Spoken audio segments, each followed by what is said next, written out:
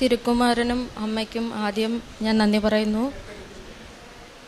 ഞാൻ ഇവിടെ 10/8/2024 വന്നത്. എൻ്റെ പേര് സൂര്യ. ഞാൻ കൊല്ലത്ത് നിന്ന് വരുന്നു. ഞാൻ ഇവിടെ വന്നിട്ട് ആദ്യം 10-ാം തീയതി 8-ാം മാസം ഞാനിവിടെ വന്നിട്ട് പ്രാർത്ഥിച്ചിട്ടാണ് പോയത്. അന്ന് ഉടമ്പടിയൊന്നും എടുത്തില്ല. പിന്നീട് ഞാൻ പ്രാർത്ഥിച്ചിട്ട് പിന്നീട് 17-ാം തീയതി 9-ാം മാസം 2024 ആദ്യ ഉടമ്പടി എടുത്തത്. ആദ്യ ഉടമ്പടി എടുത്തതിൽ ഞാൻ 6 കാര്യങ്ങൾ വെച്ചു. അതിൽ ആദ്യം വെച്ചത് എനിക്കൊരു ജോലി വേണമെന്നാണ്. പക്ഷേ എന്ത് ജോലി വേണം എന്ന് ഞാൻ വെച്ചില്ല. ചെറിയൊരു ജോലി കിട്ടണം എന്നാണ് വെച്ചത്. പക്ഷേ അതിൽ ബാക്കി വെച്ച കാര്യങ്ങളിൽ കുറേ കാര്യങ്ങൾ നടന്നെങ്കിലും അത് നടന്നില്ല. പിന്നീട് ഞാൻ രണ്ടാമത് വീണ്ടും വന്ന് പുതുക്കിയപ്പം 17/12/2024 ഞാൻ വന്ന് രണ്ടാമത് പുതുക്കിയിട്ട് അതിൽ വെച്ചു. അതിൽ ഞാൻ ഓൺലൈനിലായി അപ്ലൈ ചെയ്തിട്ട് 3 ജോലിക്കുള്ളത് അപ്ലൈ ചെയ്തിട്ട് ഇവിടെ വന്ന് അത് ഞാൻ എൻ്റെ ഉടമ്പടിക്കകത്ത് എഴുതി വെച്ചു. എന്നിട്ട് ഞാൻ പറഞ്ഞു ഈ 3 ഞാൻ വെച്ചുള്ളൂ. അതിവിടെ എഴുതിയപ്പോൾ ഞാൻ പറഞ്ഞു ഇനി ഞാൻ വേറെ അപ്ലൈ ചെയ്യത്തില്ല, ഇതും കൂടി ഉള്ളൂ, എനിക്ക് വയ്യ മാതാവ്, ഇതിൽ ഏതെങ്കിലും ഒരെണ്ണം കിട്ടണേ എന്ന് പറഞ്ഞ് ഞാൻ വെച്ചു. അതിൽ 2 ആർമിയുടെയാണ്, 1 റെയിൽവേയുടെയാണ്. അതിൽ വെച്ചിട്ട് ഞാൻ പിന്നീട് പോയി തിരിച്ച് അങ്ങ് ഇവിടുന്ന് ഒരു ദിവസമേ വീട്ടിൽ നിന്നുള്ളൂ, പിറ്റേ ദിവസം തിരിച്ച് ക്യാമ്പിൽ പോകണം. അങ്ങനെ അവിടെ പോയി ഞാൻ പ്രാക്ടീസ് ചെയ്തു. ക്ലാസ്സുണ്ട്, റാലി ഫിസിക്കലുണ്ട്, റാലി പ്രാക്ടീസുണ്ട്, എല്ലാം ഉണ്ട്. പ്രാർത്ഥിക്കാൻ സമയം വൈകിട്ടും രാവിലെ ഉള്ളൂ. മറ്റു കാര്യങ്ങളൊന്നും ചെയ്യാൻ എനിക്കിതിൽ മറ്റുള്ളവരെ സഹായിക്കാനൊന്നും പറ്റിയിട്ടില്ലെങ്കിലും പത്രങ്ങളെല്ലാം ഞാൻ കൊടുത്ത് തീർത്തു. അങ്ങനെ ഞാൻ 25-ാം തീയതി എനിക്ക് ഹോൾ ടിക്കറ്റ് വന്നു. ഡിലേ ആയിരുന്നു, പക്ഷേ ലാസ്റ്റ് നിമിഷം വന്നിട്ട് ഞാനിവിടെ 26-ാം തീയതി വന്നു. ജോസഫ് അച്ഛനെ കാണാനാണ് വന്നത്, പക്ഷേ എനിക്ക് പറ്റിയില്ല. രണ്ടാമത്തെ അച്ഛൻ എനിക്കിത് പൂജിച്ച് തന്നു, പ്രാർത്ഥിച്ച് തന്നു, നീ റാലിയിൽ ജയിക്കും എന്ന് പറഞ്ഞു. ഞാനങ്ങനെ പോയിട്ട് 28-ാം തീയതി റാലിയാണ്. രാവിലെ 5:30 റിപ്പോർട്ട് ചെയ്യണമായിരുന്നു. ഞാൻ ചെന്ന് കഴിഞ്ഞപ്പം എൻ്റെ കയ്യിൽ ഒരു ആപ്ലിക്കേഷൻ ഫോം ഇല്ലായിരുന്നു. അങ്ങനെ റിജക്റ്റ് ആയെങ്കിലും പ്രതീക്ഷയുണ്ടായിരുന്നു തിരിച്ച് വരുമായിരിക്കും എന്ന്.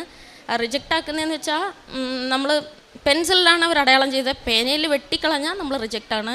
ആർമിയുടെ റാലിയാണ്, ഞാൻ പാരാമിലിറ്ററി ഫോഴ്സിലാണ്. അപ്പം പിന്നീട് ഞാൻ തിരിച്ച് കോമ്പൗണ്ടിൽ നിന്ന് പുറത്ത് വന്നപ്പോൾ എനിക്കറിയില്ല, അതിൻ്റെ തൊട്ട് പുറകിൽ ഒരു കൊച്ചിതുപോലെ റിജക്റ്റായി വന്നു. അവളാണ് പക്ഷേ യൂസർ ഐ ഡിയും പാസ്വേഡൊക്കെ ക്ലിയറാക്കി ആ ആപ്ലിക്കേഷൻ എടുത്ത് തന്നു.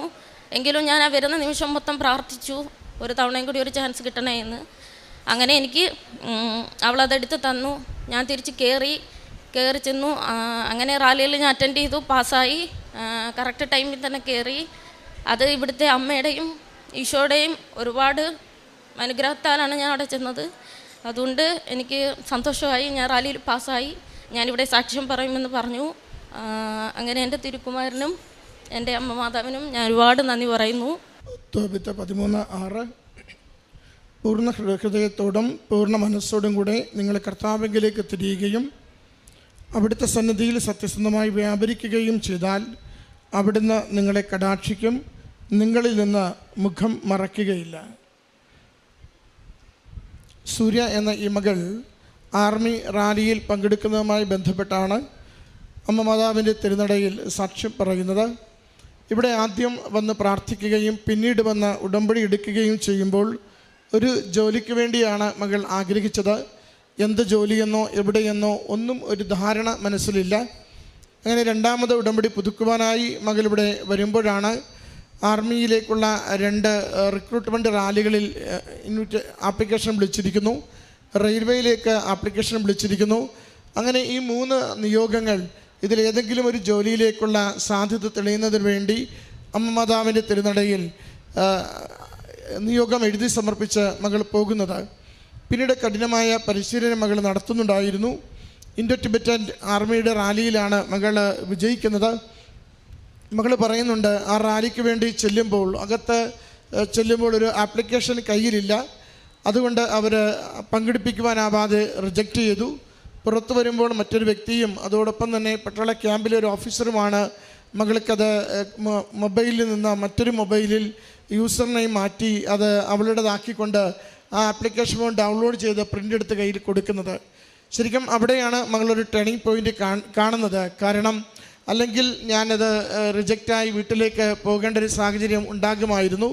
അവിടെ എനിക്ക് പോലും അറിയാത്തൊരു വ്യക്തി, അവൾ പിന്നീട് പറയുന്നത്, ഞാൻ പിന്നീട് അവിടെ കണ്ടിട്ടേ ഇല്ല ആ വ്യക്തിയെ.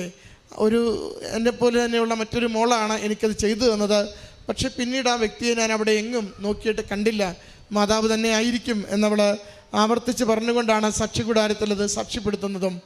കാരണം ആ ഏറ്റവും ക്രൂഷ്യലായിട്ടുള്ള നിമിഷങ്ങളിൽ, എല്ലാ കാര്യങ്ങളും തകിടം മറിയുന്ന ആ നിമിഷങ്ങളിൽ അമ്മ മാതാവിൻ്റെ പ്രത്യേകമായ സംരക്ഷണം ലഭിക്കുകയും ഒരു വ്യക്തി കൃത്യമായി മകളെ സഹായിച്ചു കൊടുത്തുകൊണ്ട് റാലിയിൽ പ്രവേശിക്കുവാനുള്ള സാഹചര്യം ഒരുക്കി കൊടുക്കുകയും ചെയ്യുന്നു.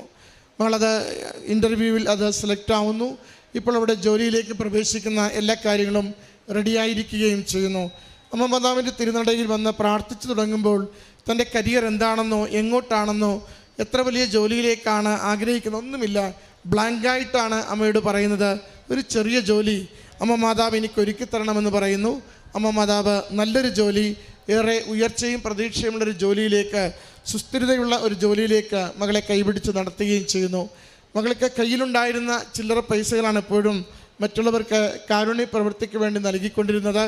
പ്രാർത്ഥനയിൽ എപ്പോഴും നല്ല വിശ്വാസമായിരുന്നു. അമ്മ മാതാവിനോട് രാവിലെയും സന്ധ്യയ്ക്കും പ്രാർത്ഥിച്ചാഗ്രഹിച്ചും ഉപവാസം എടുത്തുകൊണ്ടും ഉടമ്പടിയിൽ ജീവിക്കുവാനുള്ള ശ്രദ്ധ എപ്പോഴും മകൾ പുലർത്തുകയും ചെയ്തിരുന്നു. പ്രിയമുള്ളവരെ, നമ്മൾ ചെയ്യുന്ന ഏറ്റവും ചെറിയ കാര്യത്തെപ്പോലും വലിയ കരുണയോടുകൂടി ദൈവം കാണുന്നു. വലിയ കരുതലോടുകൂടി നമ്മുടെ നിക്ഷേപമായി അവിടുന്ന് സ്വീകരിക്കുന്നു. തക്ക സമയത്ത് നമ്മുടെ ജീവിതത്തിന് ഉപകരിക്കും വിധം അനുഗ്രഹമായി അത് മാറ്റുകയും ചെയ്യുന്നു.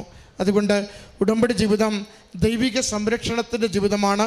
ഉടമ്പടി ജീവിതം ആപത്ത് നിമിഷങ്ങളിൽ പെട്ടെന്ന് സഹായം നമുക്ക് ലഭിക്കുവാൻ വേണ്ടി ദൈവം നമുക്ക് വേണ്ടി ഒരുക്കി വയ്ക്കുന്ന ഒരു നിക്ഷേപ പദ്ധതിയുടെ ജീവിതവുമാണ്. നമുക്കതുകൊണ്ട് കൂടുതൽ സ്നേഹത്തോടും സന്തോഷത്തോടെ ഉടമ്പടിയിൽ തുടരാം. അമ്മ മാതാവിലൂടെ ഈശോ വേഗത്തിൽ അനുഗ്രഹിക്കുവാനും നാം കടന്നു പോകുന്ന പ്രതിസന്ധികളെ തരണം ചെയ്യുവാനും എപ്പോഴും കൂടെ ഉണ്ടാകുമാറാകട്ടെ. ഈ മകൾക്ക് ലഭിച്ച എല്ലാ നന്മകൾക്കും കരങ്ങളടിച്ച് ഈ സാക്ഷ്യം അമ്മ മാതാവിനും തിരുക്കുമാരനും സമർപ്പിക്കാം. അത്യപൂർവ ദൈവാനുഭവങ്ങൾ ഇനി നിങ്ങൾക്കും സ്വന്തം. ഈ യൂട്യൂബ് ചാനൽ ഇതുവരെ സബ്സ്ക്രൈബ് ചെയ്തിട്ടില്ലെങ്കിൽ ഇപ്പോൾ തന്നെ സബ്സ്ക്രൈബ് ചെയ്യുക. ഈ വീഡിയോ ഇപ്പോൾ തന്നെ നിങ്ങളുടെ സുഹൃത്തുക്കൾക്ക് ഷെയർ ചെയ്തുകൊണ്ട് കർത്താവിൻ്റെ പ്രേക്ഷിതരാകുക.